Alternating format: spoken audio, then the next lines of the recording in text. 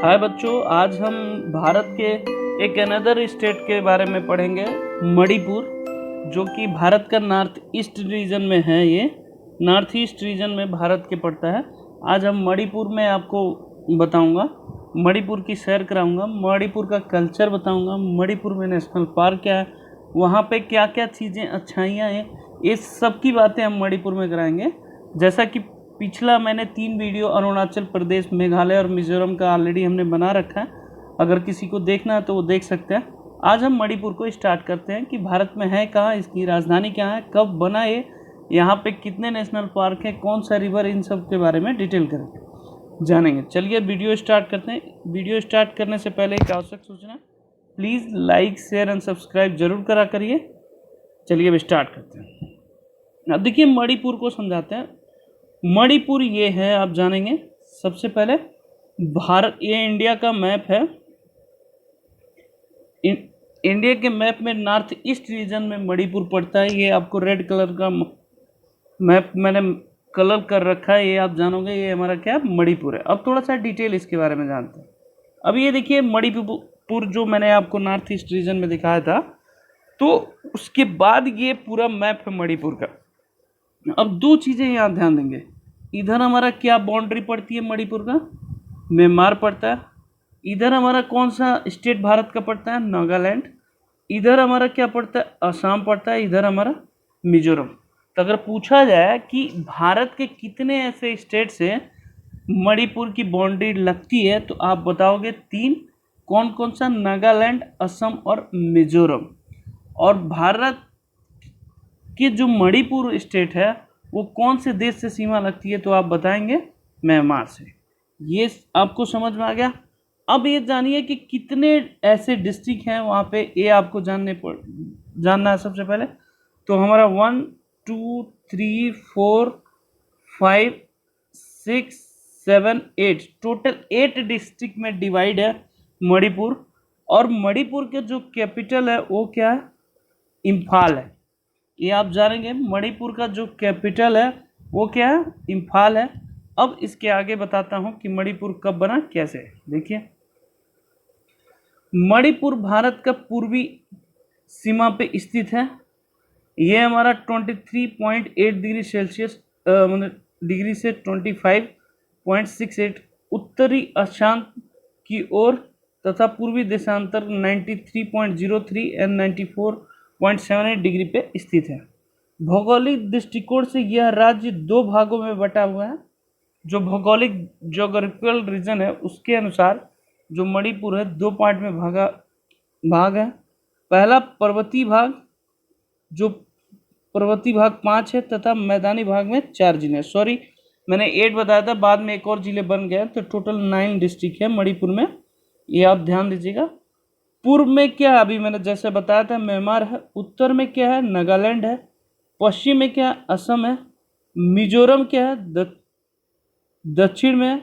अब एक चीज देखिए, ये 4 राज्यों में घिरी पहाड़ियों के बीच की घाटी है। मतलब जो चारों तरफ से पहाड़ियां हैं जिसके बीच में घाटी है। जो मणिपुर राज्य है उसमें कितने % पहाड़ी है, तो 9/10। आप समझिए 9/10 पार्ट हमारा क्या है, पहाड़ी है। इसका मतलब 1/10 पार्ट क्या है, मैदानी है। मणिपुर पहाड़ी समुद्र तल से 970 मीटर ऊपर है। पहाड़ियाँ उत्तर में ऊंचाई है और दक्षिण में क्या है, कम होते होते समाप्त होती जाती है। घाटी में दक्षिण की ओर ढलान है।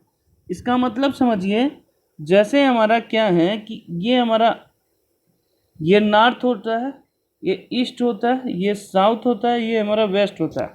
तो आप जानेंगे, ये कह रहा है कि नॉर्थ रीजन में क्या ऊंचाई है, और जैसे जैसे इधर की तरफ आ रहे हैं तो ढलान की तरफ, साउथ की तरफ होता जाता है। ये मणिपुर के पहाड़ियों का मतलब। ठीक है, अब आगे बढ़ते हैं। अब मणिपुर कब बना इसके बारे में जानते हैं। 26 जनवरी 1950 को आप जानते हैं भारतीय संविधान लागू। यह एक मुख्य आयुक्त अधीन भारतीय संघ का भाग सी के राज्य के रूप में शामिल हुआ। इसके बाद इसका स्थान एक प्रादेशिक परिषद गठित की गई जो 30 चयनित तथा 2 मनोनीत सदस्य थे। इसके बाद 1962 में केंद्र शासित प्रदेश अधिनियम के अंतर्गत 30 चयनित तथा 3 मनोनीत सदस्य एक विधानसभा स्थापित की गई। 19 दिसंबर 1969 से प्रशासक की दर्जा मुख्य आयुक्त से बढ़ाकर उपराज्यपाल को कर दिया गया और 21 जनवरी 1972 को मणिपुर का पूर्व दर्जा दे दिया गया। तो बेसिकली इसमें इम्पोर्टेंट अगर टॉपिक पूछा जाए तो ये है कि 21 जनवरी 1972 को मणिपुर को पूर्ण दर्जा दे दिया गया, जहाँ पे आज के डेट में 60 निर्वाचित से विधानसभा है सदस्य हैं। ये 19 अनुसूचित अनुजाति हैं, एक अनुसूचित जाति आरक्षित है। जो 60 है उसमें 19 अनुसूचित जनजाति हैं, एक अनुसूचित जाति का आरक्षित सीट है तथा इसमें 2 लोकसभा मेंबर आते हैं मणिपुर में और एक राज्यसभा का प्रतिनिधि आता है। मतलब सेंट्रल में लोकसभा में 2 सीट है और राज्यसभा में क्या है, 1 सीट है। फिर से समझिए, विधानसभा में यहाँ पे टोटल 60 सीट है, जिसमें से 19 अनुसूचित जनजाति के लिए सीट रिजर्व है, एक अनुसूचित जाति के लिए रिजर्व है। लोकसभा की यहाँ 2 सीटें हैं, राज्यसभा के सिर्फ 1 सीट है। ये मणिपुर का डिटेल इस टॉपिक से पूछा जाता है, तो ये हो। दूसरी चीज, मणिपुर कब बना? तो 21 जनवरी 1972 को मणिपुर का पूर्ण दर्जा दिया गया। ठीक है, आगे चलते हैं। अब फिर बताते हैं कि मणिपुर भारत का पूर्वोत्तर राज्य है, मतलब नॉर्थ ईस्ट रीजन है। इसकी राजधानी इम्फाल है, ये मैंने आपको बता दिया। मणिपुर के पड़ोसी राज्य कौन कौन से हैं? नागालैंड, मिजोरम, असम, ये मैंने पीछे बता दिया। जो सीमा विदेशों से लगती है वो कौन सी है? म्यांमार है। मणिपुर का जो टोटल क्षेत्रफल है 22,347 वर्ग किलोमीटर है। यहाँ मूल निवासी मिताई जनजाति के लोग हैं जो घाटी क्षेत्र में रहते हैं। तो कई बार पूछा है, ये इम्पोर्टेंट समझिए कि पूछा जाता है मितई जनजाति कहाँ पाए जाते हैं? तो आप बताओगे मणिपुर में पाए जाते हैं। ये इम्पोर्टेंट है, लैंग्वेज नहीं पूछा जाएगा, मैंने आपको ऐसे ही बताया है।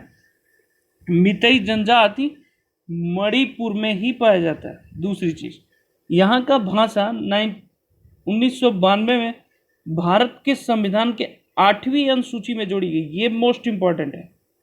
जो यहाँ के जनजाति हैं, कौन सा? मिताई जनजाति है, जिनका भाषा है मेई तिलोन, वो भाषा 8वीं अनुसूची में जोड़ा गया है। ये मोस्ट इम्पॉर्टेंट है 1992 में। इस प्रकार इससे राष्ट्रीय भाषा का एक दर्जा प्राप्त है। यहाँ पर्वतीय क्षेत्रों में नागा और कुकी जनजाति के लोग रहते हैं। मणिपुर एक संवेदनशील सीमावर्ती राज्य माना जाता है। मतलब यहाँ पे थोड़ा डिस्टरबेंस ज़्यादा होता है, माओवादी सब आ गए हैं इस समय। 2 चीज़ें यहाँ इस स्क्रीन पे 2-3 चीज़ें याद करनी। पहली चीज़ कि मितई जनजाति कहाँ पाया जाता है? तो मणिपुर में। जो मितई लैंग्वेज जो कौन से भाषा बोलते हैं, जो मितई जनजाति हैं, वो मेई तिलोन भाषा बोलते हैं, जो कि 8वीं अनुसूची में 1992 में भारतीय संविधान में जोड़ा गया था। और 2 जनजाति यहाँ पे नागा और कुकी, ये जनजाति भी मणिपुर में ही पाई जाती है। आगे चलते हैं। यहाँ का जो 70% पॉपुलेशन है वो एग्रीकल्चर पे डिपेंडेंट होती है। ठीक है, ये पूर्व नॉर्थ ईस्ट रीजन में घाटी को चावल का कटोरा कहा जाता है। मतलब जो प्लेन एरिया है मणिपुर का, उसको घाटी को चावल का कटोरा कहा जाता है, नॉर्थ ईस्ट एरिया। तो अगर पूछा जाए 7 सिस्टर स्टेट में से कौन से स्टेट को घाटी का चावल कहा जाता है, तो वो आप कहोगे मणिपुर में। यहाँ पर्वतों की अधिक ऊंचाई कितना है? 3000 मीटर है। राज्य का मौसम कैसा होता है? आर्द्र और बारिश वाला है। पिछले 10 वर्षों में देखे होंगे इतना मिलीमीटर वर्षा होती है, जो जून, जुलाई, अगस्त में सर्वाधिक वर्षा होती है। ठीक है, और जो भी एग्रीकल्चर है यहाँ जानते हैं बरसात पे ही निर्भर करता है। ये छोटी चीज़ें इंपॉर्टेंट थी। आगे चलते हैं। अब एक चीज़ यहाँ मैंने फूल यहाँ देखे, एक फूल है, इस फूल के क्यों इम्पोर्टेंट है ये आपको बता रहा हूँ। इस फूल का नाम कई बार पूछा गया, सतरंगी सिरोही लिली है, सतरंगी सिरोही लिली है। ये मणिपुर देश का आर्किड बास्केट भी कहा जाता है, ये मणिपुर का आर्किड बास्केट भी कहा जाता है। ये क्यों कहा जाता है, ये फूल के 500 प्रजातियां पाई जाती हैं। ये समुद्र तल से लगभग 5000 फीट ऊंचाई पर स्थित सिरोही पहाड़ी की एक विशेष प्रकार की पुष्प सिरोही लिली पाई जाती है।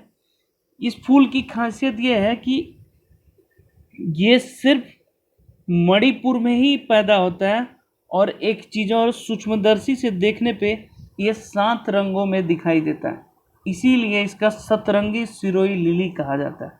और विश्व में ये सिर्फ मणिपुर में ही पाया जाता है। इस फूल को सूक्ष्मदर्शी से देखा जाता है तो कितने रंग में दिखाई देता है, 7 रंगों में दिखाया जाता है। यह फूल 500 प्रजातियां सिर्फ मणिपुर में पाया जाता है, तो आप अंदाज़ा लगा सकते हैं कि इस फूल का महत्व कितना है। और वो भी कहाँ पाया जाता है, कौन से सिरोही पहाड़ी पर ये पाया जाता है, जो कि हमारा कितना 5000 फीट ऊंचाई पे। आप ये ध्यान देंगे, कितने 5000 फीट ऊंचाई पे स्थित है। ये मोस्ट इम्पॉर्टेंट है, आपको याद रखना है। सिरोही लिली, ये पुष्प कहाँ पाए जाते हैं, मणिपुर में। क्यों ये इम्पोर्टेंट है, क्योंकि सूक्ष्मदर्शी से देखने पे क्या होता है, 7 रंगों में दिखाई देता है। ये कहाँ पे, सिरोही पहाड़ियाँ, सिरोही लिली को याद रखना, सिरोही पहाड़ियाँ ऑटोमेटिक याद हो जाएगी। आगे चलते हैं। अब यहाँ 3 प्रमुख जनजातियाँ पाई जाती है, अभी मैंने पीछे भी बढ़ाया था। यहाँ मितई जनजाति, विष्णुप्रिया, मणिपुरी रहती हैं। नागा और कुकी जनजाति पहाड़ियों में रहती हैं। ये नागा और कुकी जो जनजाति है, और चीन जनजाति जो है, ये पहाड़ियों में रहती हैं। और मितई जनजाति, विष्णुप्रिया और मणिपुरी, ये घाटी में रहते हैं। इन दोनों की रीति रिवाज, जो कल्चर है, वो सब अलग अलग है। ये टोटल 6 जनजाति हैं जो आपको देखना है, एग्जामिनेशन में पूछा जाता है, नाम देके। ये मोस्ट इम्पॉर्टेंट है। मितई जनजाति कहाँ पाई जाती है, ये मणिपुर में। चाहे कुकी जनजाति, ये 2 कई बार पूछा जा चुका है, तो आप ध्यान रखिएगा, मणिपुर में ही पाई जाती है। आगे चलते हैं। अपनी विविध वनस्पतियों और जीव जंतुओं के कारण मणिपुर को भारत का आभूषण तथा पूर्व का स्विट्जरलैंड आदि विविध नामों से संबोधित किया जाता है।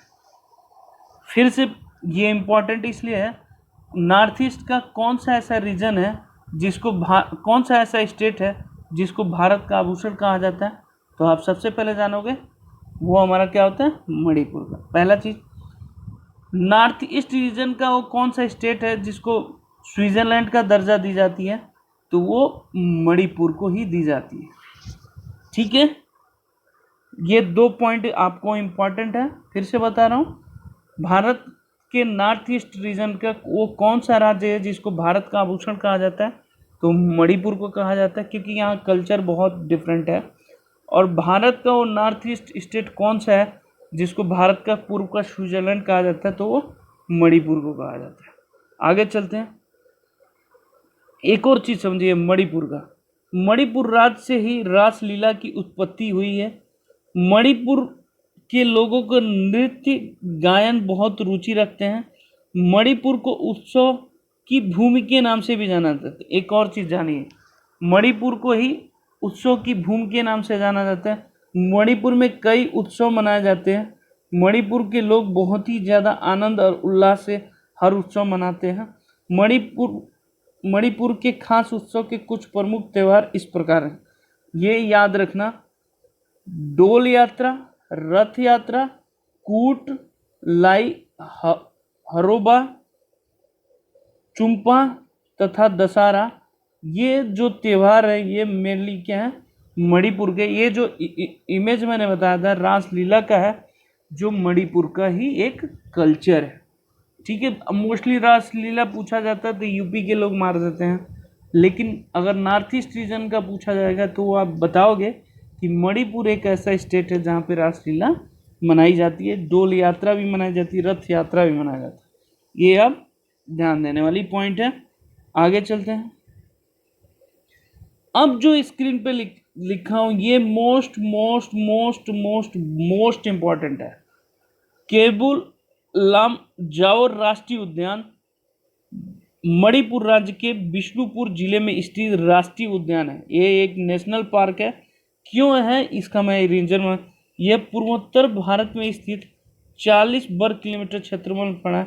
विश्व में इकलौता तैरता हुआ राष्ट्रीय उद्यान है। फिर से बता देता हूँ, विश्व में इकलौता तैरता हुआ राष्ट्रीय उद्यान है। कौन सा? केबुल लामजाओ राष्ट्रीय उद्यान। फिर से ये बहुत ही इंपॉर्टेंट है, हर कंपटीशन में लगभग पूछा जाता है कि भारत में वो कौन सा नेशनल पार्क है जिसको तैरता हुआ राष्ट्रीय उद्यान भी कहा जाता है, तो वो आप बताओ। केबुल लामजाओ राष्ट्रीय उद्यान ये मणिपुर में ही है। ये मोस्ट इंपॉर्टेंट है, बहुत ही मोस्ट इंपॉर्टेंट, कई बार पूछा गया। मणिपुर की प्रसिद्ध लोकटक झील भी यहीं पे पाई जाती है। दो चीजें इंपॉर्टेंट है, केबुल लामजाओ राष्ट्रीय उद्यान कहाँ है? मणिपुर में है। दूसरी चीज, इसको क्या कहते हैं? यह एक इकलौता तैरता हुआ राष्ट्रीय उद्यान है। ये चीजें ध्यान है। लोकटक झील कहाँ पे है ये भी पूछा जाता है, तो मणिपुर में है। अब भारत में एक जीव है सइंग, जो जिसका निवास स्थान इसी केबुल लामजाओ राष्ट्रीय उद्यान में है। ये इमेज है, आप देख सकते हैं। इसको भारत सरकार पूरी तरह से संरक्षित कर रखी है। इसको मारना पाप, मतलब तुरंत जेल हो सकती है, चाहे उम्र की सजा हो सकती है। ये भारत सरकार संरक्षित, संकटग्रस्त का मतलब भारत सरकार इसको कंट्रोल करती है। अगर कोई भी अगर इस पे कुछ को उसको मारता है, चाहे कुछ भी प्रॉब्लम करता है, तो उसको सजा हो सकती है।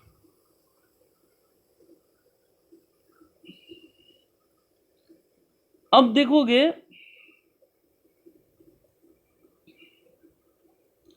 अब ये जो अभी मैंने बताया था तैरता हुआ नेशनल पार्क में क्यों ऐसे करते हैं, क्यों इसको ये बोला जाता है, तो दो चीजें हैं।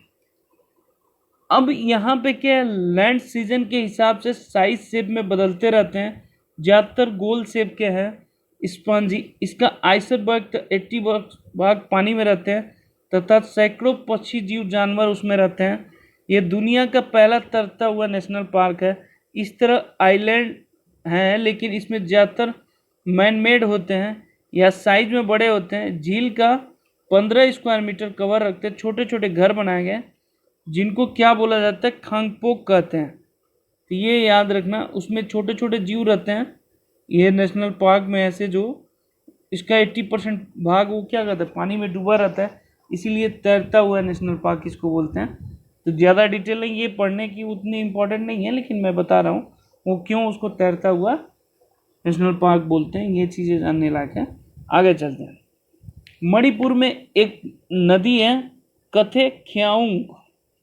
ये भारत और म्यांमार में बहने वाली एक नदी है। ये भारत में भी बहती है, म्यांमार में भी बहती है। ये मैंने इमेज दे रखा है। यह भारत के मणिपुर राज्य से प्रारंभ होती है, म्यांमार में जाके प्रवेश करती है। यहाँ जहाँ ये चीन राज्य और फिर सगाईग मंडल से गुजरती हैं। जो म्यांमार में जाती है चीन राज्य और फिर सगाईग मंडल से गुजरती हैं। विलय मिमेथ्या नदी में होता है, जो ये छिंदविन नदी के नाम से उपनदी है। ये दोनों नदी है हमारा क्या है, म्यांमार। तो आपसे ये पूछा जाएगा कि ऐसी कौन सी नदी है जो भारत की जो म्यांमार जाती है, तो कथे ख्याउंग आप नाम बताओगे। ये जो नदी है ये मणिपुर में जाती है। तो मणिपुर में कौन सी नदी मिलती है, छिंदविन नदी में ये जाके मिल जाती है। तो ये आपको पॉइंट इम्पोर्टेंट है, आप जानिएगा। आगे चलते हैं। अब मैं एक और चीज़ बता देता। इम्फाल नदी भारत के मणिपुर राज्य में बहने वाली प्रमुख नदी है। यह सेनापति जिले में कोरंग पहाड़ी से निकलती है। जहाँ पे इम्फाल नदी निकलती है, कहाँ से, कुरंग पहाड़ी से निकलती है। यह मणिपुर नदी की सहायक नदी है और ये थौबल जिले से मिलती है। कहाँ पे मिलती है? थौबल जिले में उससे मिलती हैं। ठीक है, आगे चलते हैं। ये नदी के बारे में था।